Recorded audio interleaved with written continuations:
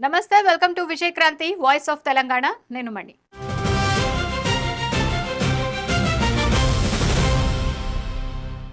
ప్రపంచమంతా డిజిటల్ యుగంలో దూసుకెళ్తోంది.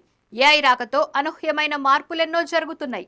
ఈ క్రమంలో పాలనా పరంగా కూడా డిజిటలైజేషన్ మరింత వేగంగా పెంచేందుకు రాష్ట్ర ప్రభుత్వం చర్యలు తీసుకుంటోంది. దీనికి సంబంధించిన వివరాలను రాష్ట్ర ఐటీ పరిశ్రమల శాఖ మంత్రి దుద్దిళ్ల శ్రీధర్ బాబు వెల్లడించారు. ఆ వివరాలేంటో ఈ వీడియోలో చూద్దాం. త్వరలో డిజిటల్ అసెంబ్లీ, పౌరుల డేటా భద్రతకు బ్లాక్ చైన్ ఆధారిత సర్టిఫికెట్ల జారీ, రాష్ట్రంలోని అన్ని గ్రామీణ ప్రాంతాలకు high speed digital connectivity.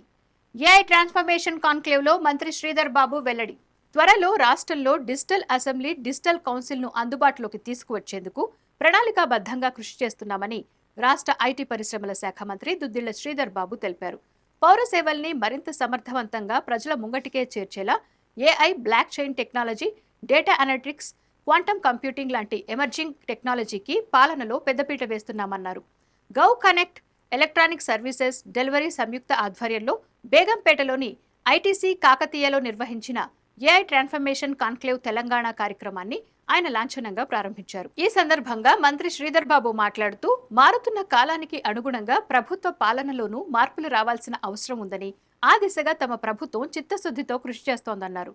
Digital cabinet 20 ప్రభుత్వ శాఖలను ఒకే తాటిపైకి తెచ్చేలా real time government dash board, దేశంలోనే తొలి ఏఐ ఆధారిత డేటా ఎక్స్చేంజ్, వాట్సాప్ ద్వారా పౌర సేవల డెలివరీ, మీ టికెట్ లాంటి ఎన్నో విప్లవాత్మక సంస్కరణల ద్వారా డిజిటల్ గవర్నెన్స్ లో తెలంగాణను దేశంలోని ఇతర రాష్ట్రాలకు రోల్ మోడల్ గా నిలిపామన్నారు.